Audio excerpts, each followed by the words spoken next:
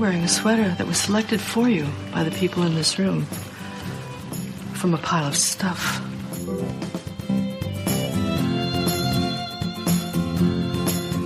Give me a full ballerina skirt and a hint of saloon, and I'm on board.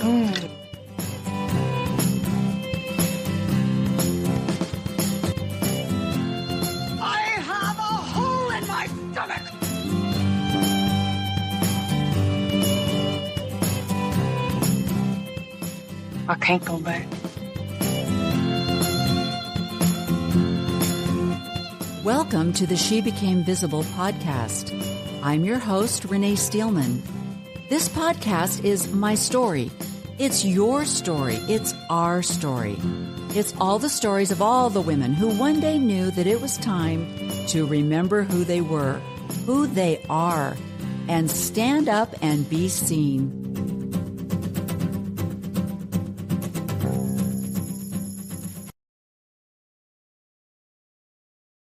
Hello and welcome to She Became Visible. This is a quick little insert that I'm sticking in here because I want to introduce you to someone, and you may be very familiar with her already, but I'm thinking that probably at least once a month, maybe in the beginning of the month, I want to introduce to all of you She Became Visible, fabulous people. I want to introduce you to someone that I have just found on a podcast or YouTube or some kind of a social media outlet, and that I've just fallen in love with, that I think you may love as well. And today I want to highlight Kara Swisher. Now, how many of you have heard of her? She partners up with Scott Galloway to do a YouTube called Pivot. I think it's also in a podcast format. She's also with The Bulwark, I believe, and she's with some other political things. But let me show you a little bit about her. She is, let's see if I can get this to go down a little bit. She is 62 years old. Let's see if I can get this to move.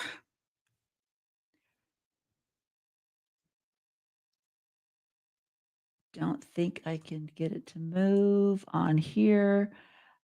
She is married. I think she has 4 children. It's only listing 1 here, but I think I remember her talking about having 4 children. And she is absolutely brilliant, and she is quick. And I love the story that she's telling on this particular podcast that I'm going to share with you today. She was recently interviewed by Monica Lewinsky, who has a YouTube channel called Reclaiming, I believe, with Monica Lewinsky. And I thought it was very telling that 2 beautiful women who have overcome a kind of a societal, but they've come out stronger, and they've come out with ethics and integrity. And I love that. And so Kira is telling her story to Monica, and I wanted to share it with you today. So this won't be a long video, but I definitely wanted to share it with you. So let's get started, and I'll show you a little bit. Anyone who doesn't know you, can you give them context? Who doesn't know me? He'd follow you to the bathroom to. Okay, I love that she starts out like that. Who doesn't know me? She's very confident, which is one of the reasons why I absolutely love her. She's very confident. She knows her strengths. She knows her power. She also is very well aware of her weaknesses and overcomes them by whatever means you need to do that. And that's one of the things I love. But yes, it's Reclaiming with Monica Lewinsky is the name of her podcast. So let me just go forward a little bit. This is a really great part. Smelled I think like a Snoop Dogg. I know, it was because we did it in the morning, and I'm sure they were recording all night. And, but I realized too, I was thinking about that it actually might have been a good thing because you were high. It calmed me down. Yeah. And I was so nervous. I was really nervous. I was terrified to be interviewed by you. Yeah, even though I knew you were kind, but because you're so exacting and intuitive. And I felt like if anybody was going to smell my imposter syndrome, it was going to be not you. An imposter is the thing. Okay, I want to stop right there. Right away, Monica is showing her vulnerability. She is saying to Kira, I knew you were a good person. I knew you were an excellent interviewer. I knew your strengths, but I was afraid that you would see through me and see how nervous I was and that I felt as though I was an imposter.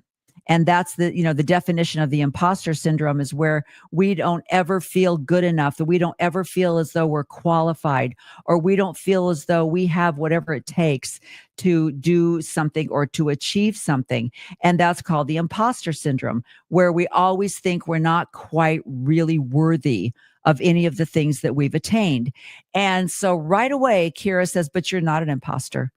I mean, basically, she's calling her out, and she's saying you are a very authentic person, but she does it in such a direct, kind way that it's just fascinating. I absolutely love it. I know, but it would be harder. I know. But she said, if you were an imposter, it would be harder. I love that. No, but it's that I think I'm an authentic person, but trying to find myself out there as an adult in different ways has been hard. Sure, but look at your record. I mean, it's very easy. Why would I be hard on someone who has handled themselves with such grace? Yeah. So, well, thank you. Well, it's true. You made one mistake, big mistake, but you've acted better than pretty much everybody in this entire time. Never dropped a dime on people, never took advantage of it, did helpful things after. Like, you moved to doing the bullying thing. You moved to doing things that were honorable and helpful rather than, you could have gone a lot of different directions. And I love that she says this, and I love that she points this out to Monica, that as a young girl who made a mistake by falling in love with an older president of the United States, but the way she handled it compared to the way that Bill Clinton handled that mistake, it really shows what a person with integrity will do. She took that lemon and she made it huge gallons of lemonade. She started an anti-bullying program. She never used it to try to create pain in other people's lives. I just find her extremely honorable. And Kira points that out to her and also says, as an interviewer, why would I act any differently? Look what you've done. And I just thought that was really good. I always think of directions people could have gone in when I do interviews. Like, choices they could have made and they didn't, which is, And you were like the directions you were initially thinking about, was it foreign service? Yeah. Yeah. But then you went into journalism. Yes. Right? Not by choice. I mean, I wanted to be in the military, actually, but I was gay at the time. Speaking of Bill Clinton, don't ask, don't tell. Terrible. Yeah. I couldn't be in the military. And so it was a disappointment to me. I wanted to do that. And so it was impossible at the time. It was very different than it is now. And it may go back to that, by the way. But there's certainly, if you were gay, even if you were out, it was a problem. And you couldn't be out. I mean, it was ridiculous. The whole thing is set up for ridiculousness. So. Okay. The other thing I wanted to point out here is so right away, she's saying, she had dreams of being in the CIA. She wanted to go into the military, but she wasn't able to do that because she recognized that she was gay at the time that she was entering this new phase of her life. It was during Bill Clinton, and he started the Don't Ask, Don't Tell. She knew she could not be anything other than an authentic person. She could not lie about who she was. So she could not go into the military. So she went into journalism. Obviously, she was very smart and very good. But even with her experience in journalism, when she got done with her schooling and wanted to go on to an occupation, she said a lot of the journalism opportunities were in the South. And she knew she couldn't do that because she was gay. So again, her choice, her existence was stopping her from achieving the dreams that she had. So she made things work. She goes on to talk about how she went to work for a very conservative, and she's a liberal, but she went to work for a very conservative man. And this was back in I can't even remember. This probably would have been the 80s. And she said, he was old school, horrible. Where they would just like, hey, honey, give me a kiss and chase you around the desk and that kind of stuff. And one day he said to her, everyone in this office fixes me my toast in the morning. And I love white bread, buttered toast. And if I ask you to get me my toast, I expect that you will do that. And she said, yeah, I'm not going to do that. She said, I'm a graduate. I have a graduate degree in journalism. I'm not going to get your toast. And he said, if I ever ask you to get my toast and you don't do it, I will fire you. And she said, that sounds great. And he never asked her to get him toast. I love that story. But just so you can see who she was, she starts out by talking about how she got in trouble. I think it was in 4th grade because she got up and left the classroom, and the teacher called her mother and said, you just can't get up and leave the classroom. And she said, I already read that book. I'm bored. I didn't need to be there anymore. So you already know what kind of a personality you're working with her. But what I love about her is she has a way of exhibiting confidence without being arrogant. She knows who she is.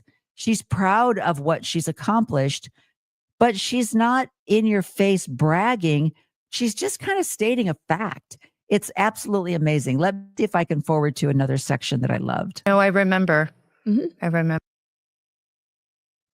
Aneurysm. Okay. And he had a bunch of things that he didn't know he had.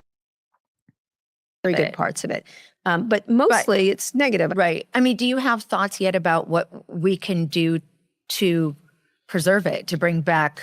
Well, it didn't come back. You're saying bring back what? It was never good. No, I think there was a sense. I think there was always the potential for Community. Right. And so, and I also think not only community, but I think that there's, there's a sense of empathy in a way that can be fostered by seeing and understanding other cultures, by hearing more stories. That's correct. That was the dream of, say, an AOL. Like one of my first things in the book is a bunch of quilters who had never met, and they liked quilting in their own community, but then they met and formed friendships, and then they made a quilt. That's a beautiful thing. Often it's not. It's to anger and upset people, because one of the things I also say in the book is enragement equals engagement, right? Yeah, it works better than empathy. I love that. Do you find yourself finding that on social media, that enragement gets engagement? And so the more controversy that you exhibit on your social media posts, you might get a lot of response back. And that's, so people will choose to do that on social media. Let me see if I can find this thing that she talks about her dad, because let me see here. It's like putting together a puzzle, which is what I would have done if I was an analyst for the CIA or anything else. You just look at all the facts, and then you're like, here's what I think is going to happen. And I've been more right than wrong. And, just recently with Elon, I said he's going to be dangerous. He's going to be a Trump supporter. He's going to be this. And, at the time, actually last year, when I said when he was going, I'm a neutral party, blah, blah, blah. I was like, no, he's going to back Trump, and he's got to pay for it, because he's in big trouble if not. And he did. He invested $118 million, and he's worth $77 billion more. So excellent investment. Wow. Including Twitter now, which looked like a bad investment, but now looks like a good one, because it's not about Twitter. It's about influence and power. Yeah. He's playing what do they say? It's like chess on 12 levels? Not really. I think he just understands his existential crisis if Kamala Harris became the president. I think that was something he was quite aware of. Okay. Although I doubt she would have gone after him the way he's going to be going after people. Interesting. See, everything these people say, every accusation is a confession with someone like. I love that. I love that she says that every accusation is a confession. And, I wonder if you took that phrase, every accusation is a confession. If you took that phrase and then started applying that to other situations, you hear about projection and other things that people will do where they'll project your thoughts or it's kind of, you run into that a lot with bad behavior in a lot of conservative evangelical churches. The louder they are about homosexuality or cheating or fornication, the more they talk about it, the more you find out, oh, that's the life that you're living. And I love that she phrases that way. So, but let me find the part. This was very interesting. I should have marked these, but I didn't. Let's skip the advertisement. Okay. If you end up with someone I set you up with and they have a plane, I get to ride on the plane whenever I want. I was like, that is a totally fair deal. Yeah. You know, I did the Succession podcast. Okay. And one of the great things about Succession, the writers on all these theater writers, there's a lot going on there if you rewatch it. Actually. Yes. But one of the things they did really well was create, and I have witnessed this with all the billionaires. I know so many billionaires. Is I can't believe I just said that, but I do. But one of the things they do, the people's worlds got smaller and smaller and more. So it's Kashmir prison, right? My so gosh. they were in tight places, and then they go from their expensive apartments that are like airless to their cars that are airless to their planes that are airless, and like they move and never touch anybody else. And this is what's happened to a lot of the internet people. They don't experience real life in any way. The thing they love to talk about in tech is let's get rid of the friction, right? They're always like, let's remove the friction. And they want you to remove the friction because it's addictive. Frictionless environments are addictive, and you need friction in life to be a good person, to be an alive person. But why do you think that is? Because it creates, edges are important because it stops you and it makes you. One of my favorite books is The Trial by Franz Kafka. And everyone thinks it's about communism, but it's not. It is not. It's about existential crisis, right? And where you are. And the first line was, someone must have been telling lies about Joseph K. because he was arrested one fine morning, something like that. The word arrest means to stop. It's about God stopping him. And the last image is of someone trying to get him to stop, and he never does, this character. And I just think you have to stop sometimes, and you have to pay attention. And if you're in this wealthy environment, you just don't, because everything is brought to you, everything is comfortable, no one disagrees with you, and you become a warped version of yourself unless you have incredible character. Elon Musk is the opposite. He's removed anyone who disagrees with him from his environment. Right. And therefore he's, in desperate need of attention and love. He sent you an email, right? Yeah. What was the You're subject? an asshole. Because I disagreed with him. In fact, in that instance, I had agreed with him, but he was so far gone that he thought any sense of tweeting something where I agreed with him of someone that disagreed with him was disagreeable. It was crazy. Yeah. I've only met him once, but I was seated next to him. Okay, so we don't want to make this about Elon Musk, but I like what she said about you need to have friction in your life. You need to have edges in your life, because that is what will make you the person that you need to be. And when she's talking about these people that live a Kashmir life, I like that description that she gave as well, where their social circle and everything becomes smaller and smaller and smaller. And so they isolate themselves because of their wealth and who they have to have surrounding them. But here's the deal. She talks in this interview about losing her father at the age of 5. And she tells a beautiful story of, she remembers, and I love that because she's so brilliant. I love that she admits that she has not that great of a memory. And she says, but one of the things I do remember is sitting underneath the sink when my father was shaving, and I'm feeling the warm tap water coming through the pipes, and I'm watching my father. And she says, I loved my father so much. And he had an aneurysm. And then he went to the hospital, and she never saw him again. And so this happened when she was 5. So she talks about this attachment disorder that happens when you lose parents as a child. And so she talks about how that affected her and her brother. She may have had more siblings, but I just remember her one brother in particular also became an anesthesiologist because that's what her father was. And he was a military doctor, and he had served in the military, and he was just really getting out of the military and starting a career when he had this aneurysm. And so she talks about what that did to her and how that really what made her able to focus on the fact that you never know when it's going to stop your life, and that it's okay, you'll get through it. And that even if it's something that happens in your life that's really hard, she knows that you can go on. And that gave her the strength when things didn't happen, when she couldn't go into the military, when she didn't get the journalist job that she wanted to, when things haven't worked out. She's on a second marriage. When things haven't worked out in her life, she knows you will go on. Life will go on. And that just brings me to what I wanted to talk about. So we're going to talk about resiliency. So what it means to be resilient. Resilience is the ability to adapt to and overcome challenges or to bounce back from difficult experiences. Resilient people can maintain psychological well-being even when faced with adversity. Characteristics of resilient people: they're flexible, they have a positive outlook, they have emotional regulation, they are problem solvers, they have healthy habits such as they practice discipline and self-care and taking time to rest and other things. And factors that contribute to resiliency are social resources such as support networks, coping strategies, past experiences, self-esteem and feelings of achievement, self-care habits, and perspectives in life. And that's so important. And for some people, that may just come naturally. But for others, it's something that you have to recognize. What I love the most about being a resilient person is the idea that you can get through something.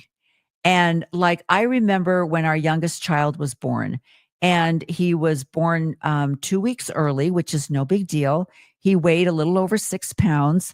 So I have a daughter. My other daughter weighed 6 pounds. My girls were 7 pounds, 6 pounds, 6 ounces.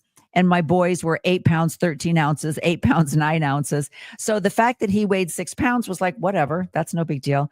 But he was born with a hole in his diaphragm, and it caused a lack of oxygen, which created brain damage.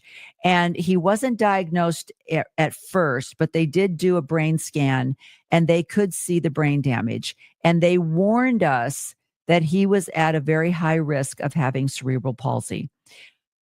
But because I had 5 healthy children, I didn't believe that this was going to be any type of catastrophic thing for our family. And it wasn't until he was about 8 or 9 months, and I was having so much trouble getting him to eat. He had a suck, swallow problem. And I finally was able to find a doctor that was a specialist, and he took one look at him and he said, well, I can tell you right now that he has cerebral palsy, but let me do an evaluation. You go sit in the waiting room, and then when you come back, I will tell you what I found. So we went back into the office, and he said, I am very sorry to tell you that he is severely affected with cerebral palsy. The brain damage has affected his vision and his speech capabilities and whatnot. And my husband and I were sitting there like, okay, that's good to know. And the doctor said, I'm a little worried that you're taking this really well. And I said, well, you've just told me what the problem is, and now we're going to find solutions to that problem.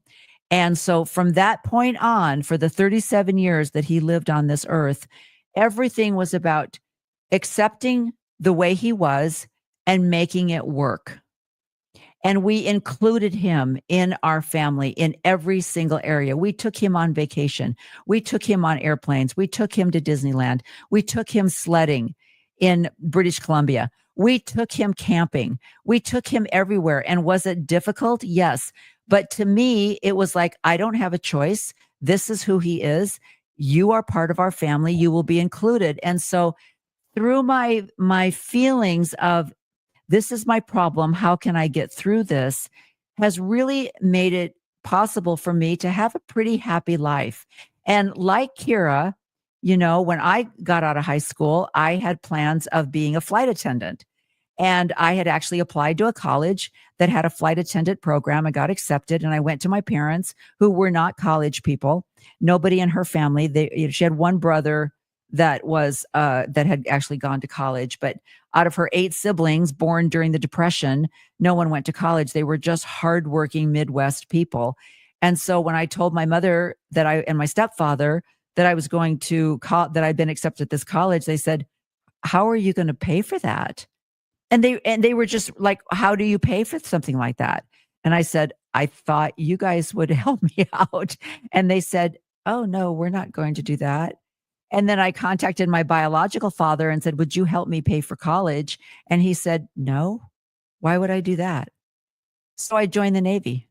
I went into the Navy, and it was, so I just feel as though because my childhood was pleasant, but not idyllic, I learned to just get through things and to accept my circumstances and figure out a way. And I love that. A lot of it is personality, because I have to tell you, of my 6 children, I can see the different personalities. I have my oldest son is like, if there was ever a catastrophe, I want that boy on my team. He will cut through the brush. He will find food, and then my other kids have other talents in different areas. But the most important thing is just to remember that this too will pass. And whatever has happened to you, to look at how this has formed you and how you could make this an actual blessing, that you've had to go through this traumatic experience. And I know that trauma is a spectrum, and what happens to some is minor for others. And I recognize that, and I have sympathy and empathy for those that have just had horrific experiences. But I love Kira's outlook on life, and I wanted to share this with you just to encourage you to look her up. She is hilarious. I love when she gets together with Professor Scott Galloway, because they banter back and forth. They make fun of each other. And I love that. She admits that she's snarky. She admits that she's sarcastic. And I also kind of love that as a personality trait. So that's my share with you today, to look up Kara Swisher.